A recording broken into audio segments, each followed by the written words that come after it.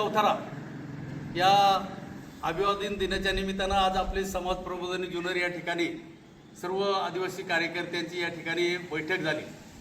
बैठकीच्या निमित्तानं आदिवासी समाजाला काही आव्हान आम्ही या निमित्तानं करत आहोत। खरं तर अनेक प्रश्न आपल्या आदिवासी समाजाचे आहेत, तर जे शिक्षणापासून आरोग्यापासून तर सगळेच रस्त्यापासून अनेक प्रश्न आहेत, पण त्या प्रश्नावर सध्या तरी वाच्यता करणं योग्य ठरणार नाही। त्या अनुषंगानं आमची जी काही चर्चा झाली 6 तारखेला येत्या 6 सप्टेंबरला पहिला रविवार जे आपण सगळ्यांनी पहिल्यापासून ठरवलेलं आहे त्या दिवशी तो कार्यक्रम संपन्न होणार आहे।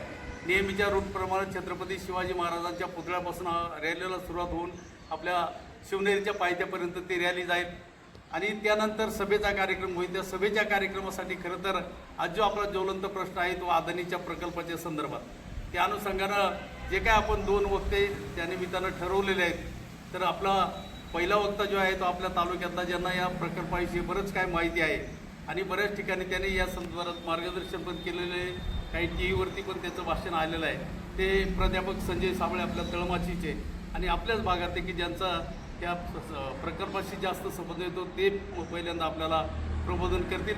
आणि त्यानंतर दुसरे जे वक्ते ते जयसिंग दुडवे मध्य प्रदेशातून येणार आहेत की त्यांनी अदानीच्या प्रकल्पाविषयी आणि टोटल एकंदर आदिवासी व्यवस्थेविषयी किंवा आदिवासीच्या प्रश्नाविषयी त्यांना भरपूर अशी माहिती आहे आणि ते लढलेले पण आहेत की मध्य प्रदेशात म्हणा किंवा गुजरातमध्ये म्हणा जे जे काय आंदोलनं झाली किंवा आदिवासीवर जे अन्याय झालं त्याच्यामध्ये त्यांचा मोठा सहभाग राहिलेला आहे, असे वक्ते या निमित्ताने आपण ठरवलेले आहेत। या निमित्तानं मी आदिवासी समाजातील कर्मचारी असतील, रिटायर्ड कर्मचारी असतील किंवा कार्यरत कर्मचारी असतील, शिक्षक वर्ग असेल किंवा जे जे समाजामध्ये जी मंडळी आज कार्यरत आहेत त्या सर्वांना असं आवाहन केलं की या कार्यक्रमाच्या निमित्तानं तुमचा सहभाग उपस्थिती महत्त्वाची आहे, त्याचबरोबर आर्थिक सहभाग प्रत्येकाने या कार्यक्रमाच्या निमित्तानं द्यावा आणि खऱ्या अर्थानं आपला आदिवासी समाज जागृत आहे आणि खऱ्या अर्थानं जे काही इतिहासामध्ये 1600 महादेव कोळेंनी जे बलिदान दिलं त्याचं स्मरण आपल्याला व्हावं आणि त्या इतिहासाच्या निमित्तानं आपण सुद्धा बलिदान देण्यासाठी आर्थिकदृष्ट्या का होईना परंतु तयार राहून जे शक्य होईल तेवढं आर्थिकदृष्ट्या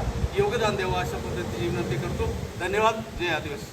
अमर रहे, अमर रहे। 1600 महादेव कोळीवीर अमर रहे, अमर रहे, अमर रहे। आदिवासी एकजुटीचा विजय असो, आदिवासी एकजुटीचा विजय असो। धन्यवाद।